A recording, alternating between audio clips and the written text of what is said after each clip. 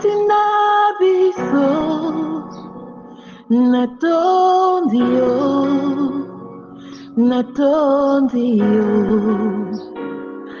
Ozali kosala nesikoyo natondio. Éternel, tu es parmi nous, je te bénis. Éternel, tu es en train d'agir, je te bénis. Bien-aimé peuple de Dieu, frères et sœurs dans le Seigneur, Shalom. Je bénis une fois de plus Dieu qui me donne l'occasion, l'opportunité de continuer ce business, celui de vous partager la parole de Dieu. De la même manière que l'apôtre Paul le disait aux Corinthiens, si j'annonce l'évangile, il n'y a pour moi aucun sujet de fierté.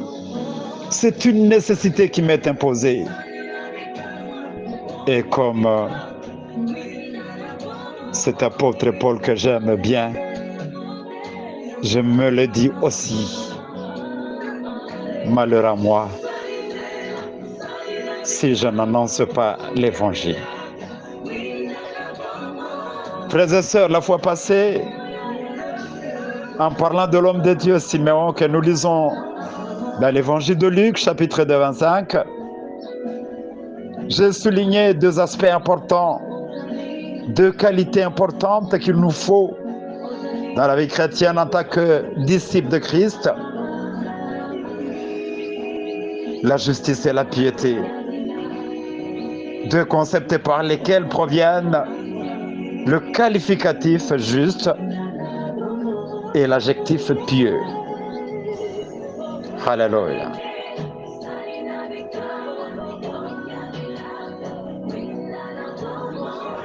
Jésus, le Sauveur juste, nous a apporté la justice rédemptrice de Dieu. Et cela nous demande, dans notre vie de disciples, de prôner plus pour les valeurs morales et spirituelles, des valeurs bibliques, des valeurs du royaume de notre Dieu.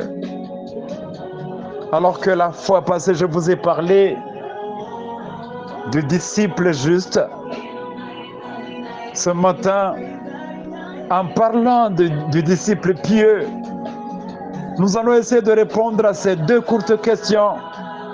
Marchons-nous dans la piété comme Dieu nous le demande? Sommes-nous véritablement des disciples pieux? J'estime que pour bien y répondre, nous devons savoir ce que dit la Bible sur cette vertu et définir enfin ce qu'est un disciple pieux. Que dit la Bible sur la piété? Lisons la Bible dans l'épître de 2 Pierre, chapitre 1er, de 5 à 7. 2 Pierre, chapitre 1er, de 5 à 7. J'ai la version parole de vie et je lis cette écriture au nom de Jésus. C'est pourquoi faites tous les efforts que vous pouvez pour croire et en même temps pour mener une vie honnête. Menez une vie honnête et en même temps apprenez à connaître ce que Dieu veut. Connaissez ce que Dieu veut et en même temps soyez maître de vous-même. Soyez maître de vous-même et en même temps soyez patient. Soyez patient et en même temps fidèles à Dieu. Soyez fidèles à Dieu et en même temps ayez de l'amitié pour vos frères et sœurs chrétiens. Ayez de l'amitié pour eux et aussi de l'amour. L'apôtre Pierre nous parle d'une multitude de valeurs et dans cette écriture, nous devons les pratiquer en chaîne. Lisons aussi dans le livre des Actes des Apôtres, chapitre 10, au 2e verset, un bon verset qui nous parle d'un homme pieux. Je lis. À Césarée vivait un officier romain nommé Corneille qui avait un poste de commandement dans la cohorte appelée l'Italique. Il était pieux et adorait Dieu avec tous les gens de sa maison. Il était généreux envers les pauvres du peuple et priait Dieu en tout temps. Soulignons ensemble. Il était pieux et adorait Dieu avec tous les gens de sa maison. Il était généreux envers les pauvres du peuple et priait en tout temps. Parole du Seigneur.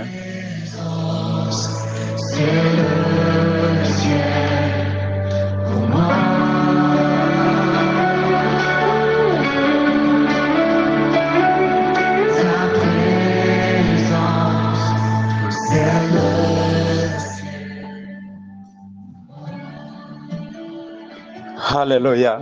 Selon la Bible, la piété signifie de manière générale le respect profond envers Dieu. La piété comporte l'idée d'une juste relation avec Dieu, une relation qui débouche sur des modes d'action appropriés. Corneille nous donne l'exemple d'un disciple pieux. Il était un officier qui commandait une brigade italienne comprenant 600 hommes. Mais malgré cette grande responsabilité, il était un homme pieux et craignait Dieu. Comme toute sa maison d'ailleurs, il faisait beaucoup d'aumônes, priait constamment.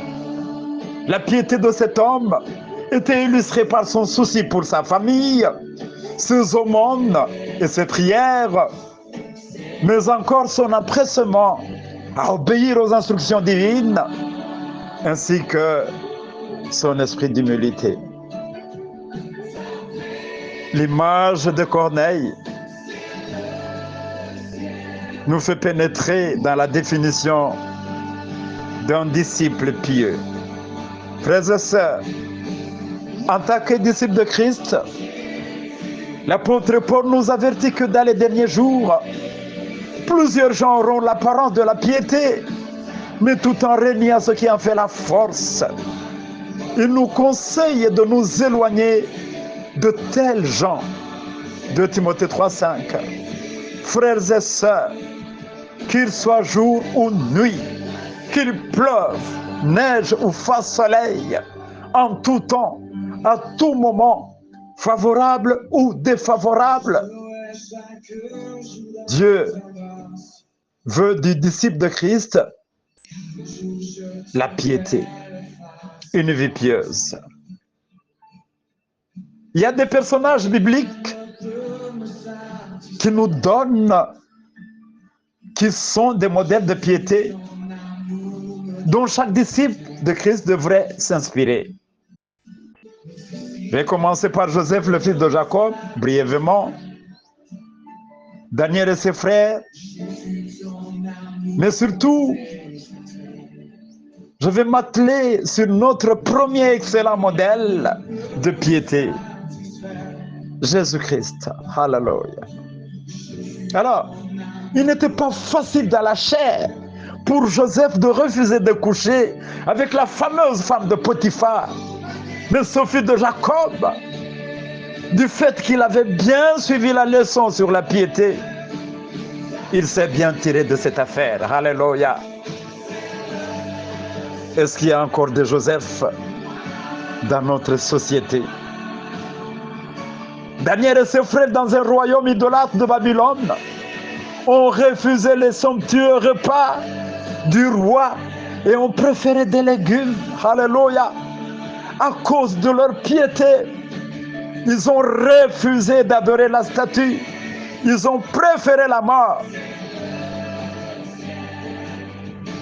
Notre Seigneur et Sauveur Jésus, le modèle excellent de la piété. La Bible nous démontre que dès son enfance jusqu'à la mort sur la croix, il avait une attitude d'humilité et de simplicité. Personne ne pouvait l'observer et croire qu'il est descendu du ciel. qu'il a laissé son trône au ciel. La Bible nous dit qu'il avait la condition divine, mais il n'a pas regardé son égalité avec Dieu comme un butin à préserver. C'est depuis lui-même, en prenant une condition serviteur, en devenant semblable à moi, le pécheur, aux êtres humains, reconnu comme un simple homme. Il s'est humilié lui-même en faisant preuve d'obéissance jusqu'à la mort sur la croix. Et la Bible nous rassure qu'à cause de sa vie pieuse, Dieu l'a élevé à la plus haute place. Il lui a donné le nom qui est au-dessus de tout nom, un nom que j'aime, un nom que j'adore, un nom que je loue, un nom de mon Sauveur. Frères et sœurs, la piété de Christ a vaincu la mort. La piété de Daniel et ses frères, malgré qu'ils étaient comme des esclaves, a fermé la bouche de la mort et a permis l'élévation dans un royaume étranger. La piété de Joseph a fait de lui le premier ministre en Égypte. Vous avez compris que par la piété, Dieu agit. Alléluia. Un disciple pieux est celui qui s'attache à sa foi, montre de la révérence envers Dieu. Il ne fait rien qui soit contraire à la parole de Dieu. Son comportement est plutôt empreint de respect profond et de dévotion. Il s'attache aux valeurs tant morales que spirituelles. Frères et sœurs, au moment où nous nous attendons au retour de Jésus, malheureusement, beaucoup de gens préfèrent une piété apparente, un christianisme façade. Ils ne s'attachent pas sincèrement à Dieu. Ils ne vivent pas dans l'intégrité, mais ils sont plutôt caractérisés par l'orgueil, l'immaturité spirituelle, la perte de l'amour de l'unité chrétienne, l'instabilité doctrinale, le tribalisme, le racisme, l'évangile falsifié, diminué, dilué. La vie de sanctification ne les intéresse pas. Ils refusent même d'obéir, d'écouter des bons conseils qui leur sont donnés. Ne soyons pas impies comme eux. Ne soyons pas peu religieux, chers disciples du Seigneur. Ne soyons pas peu respectueux des choses de Dieu. Ne soyons pas plus passionnés de plaisirs charnels. Le conseil de l'apôtre Paul est fondamental. Écoutons-le. Éloignons-nous de toute forme d'impiété. Frères et sœurs, en conclusion, retenons ce qui suit. Premièrement, comprenons chacun que la piété est une qualité personnelle qui met notre âme en relation directe et vivante avec le Seigneur. Et des deux, Dieu veut voir en nous une foi sincère et active. Et trois, le Seigneur a besoin que chacun de nous marche uniquement dans ce qui plaît à Dieu et lui donne gloire. Et quatre, la volonté de Dieu est que chaque chrétien soit distingué par une vie de piété, même si cela n'est pas facile. Il faut la puissance du Saint-Esprit. Mais Dieu veut voir en nous une vie de piété au sein de nos différentes familles, de nos différentes sociétés, de nos différents pays, de nos différentes entreprises, de nos différentes universités, de nos différents milieux ambiants et même de nos différentes églises locales. 5. La Bible définit aussi la piété comme une bonne manière d'adorer Dieu. et accomplir des bonnes œuvres. Et si sans fin, le Saint-Esprit, sachons-le bien et soulignons-le, est contre la piété formaliste, semblable à un squelette. Mon frère, ma soeur, après avoir suivi ce message, manifeste à Dieu le désir de marcher dans la piété, à l'exemple de Joseph, de Daniel, de Siméon, de Corneille, mais beaucoup plus de l'exemple modèle, de l'exemple par excellence, l'exemple de piété, notre Seigneur Jésus-Christ. Soyons véritablement connectés à Dieu. Demeurons dans et sous la plénitude du Saint-Esprit.